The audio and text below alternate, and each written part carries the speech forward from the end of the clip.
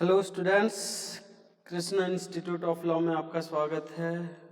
आज का हमारा जो सब्जेक्ट है मॉडर्न हिस्ट्री, और जो हमारा टॉपिक है बहुत बड़ा ही इंटरेस्टिंग टॉपिक है 1857 की क्रांति, रिवॉल्यूशन ऑफ 1857। देखिए 1857 की क्रांति कब हुई थी और कहाँ से हुई थी।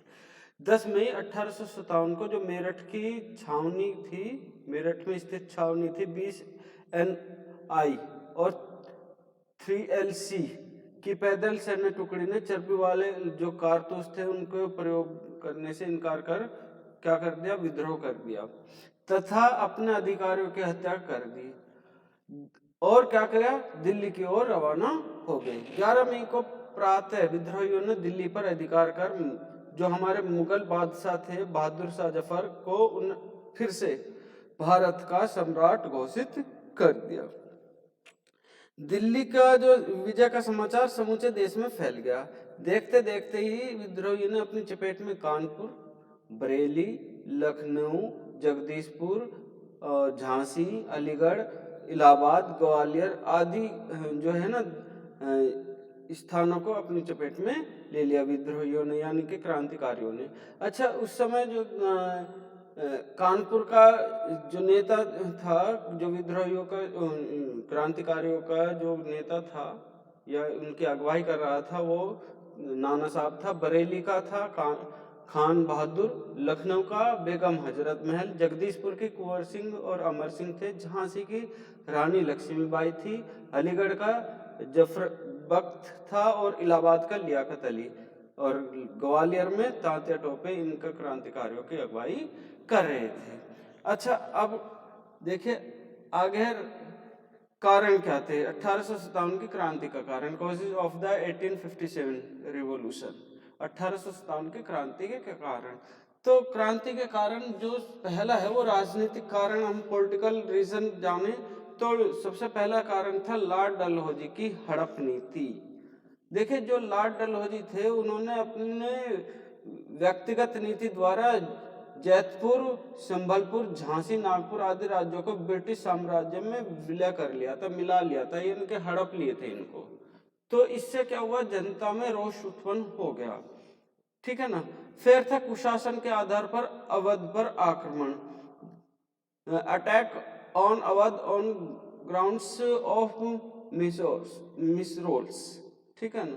तो ये कुशासन के आधार पर क्या था, आक्रमण। अवध के नवाब को कुशासन का आरोप लगाकर अवध पर आक्रमण कर दिया गया कि भाई जो अवध पर जो है ना सही शासन नहीं चल रहा, तो कुशासन हो रहा है, उसको बहाना बनाया और अवध पर क्या कर लिया, कब्जा कर लिया।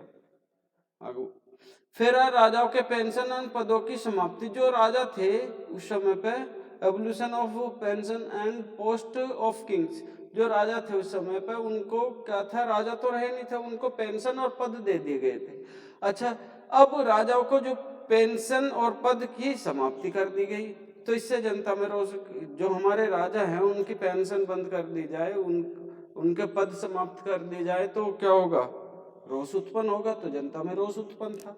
फिर है तीसरा मुगल सम्राट से अपमानजनक व्यवहार, ट्रीटमेंट विद मुगल एम्पोरियर। देखिए जो हमारे सम्राट थे, मुगल सम्राट बहादुर शाह जफर, उनसे अपमानजनक व्यवहार किया गया। अगर कोई हमारे राजा का व्यवहार करेंगे तो क्या होगा, हमें दुख होगा। कोई भी है, देखे सपोज करिए हमारे प्रधानमंत्री हैं, तो प्रधानमंत्री अगर मोदी की बात करें, मोदी जी इस टाइम प्रधानमंत्री, अगर हम केवल मोदी की बात करें तो कोई फर्क नहीं पड़ता कि वो मोदी की है, लेकिन वो इस टाइम पे प्रधानमंत्री है, तो अगर कोई मोदी प्रधानमंत्री रहते हुए कोई अपमान करे विदेशी, तो हमें क्या लगेगा, बहुत बुरा लगेगा, क्योंकि वो हमारे प्रधानमंत्री का अपमान कर रहा है, ठीक है ना। तो वैसे ही अगर मुगल सम्राट था उस समय पे, तो उसका अगर अपमान हो रहा है तो जनता में रोष व्याप्त हो गया। फिर है आर्थिक कारण।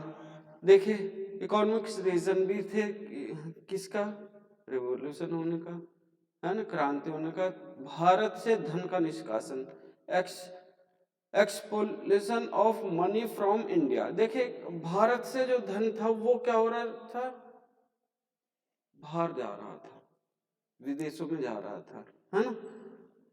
अंग्रेजी जो कंपनी थी भारतीय बाजार पर नियंत्रण कर लिया था और भारत का धन इंग्लैंड को भेज रही थी।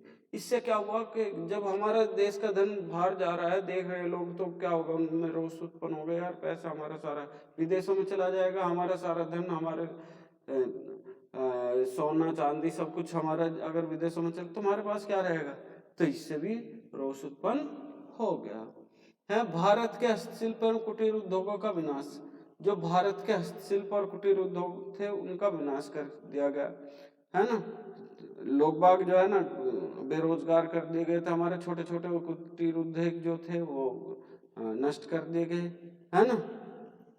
तो इससे क्या हुआ, लोग बाग अगर बेरोजगार होंगे तो रोष उत्पन्न हो गई, बेरोजगारी बढ़ेगी, ठीक है ना, आर्थिक शोषण होगा। फिर है भारी बेरोजगारी हुई भाई, जब ये भारत के हस्तशिल्प और कुटीर उद्योग हुए तो उससे क्या हुआ, हाई एम्प्लॉयमेंट बढ़ी। जब हाई एम्प्लॉयमेंट होगी, बेरोजगार होगा तो वो कुछ तो कुछ करेगा, विद्रोह करेगा, क्रांति करेगा। किसानों का शोषण, जो किसान थे, कृषक थे उस समय, उनका उत्पीड़न और उनसे बड़ी मात्रा में धन की उगाही होने लगी।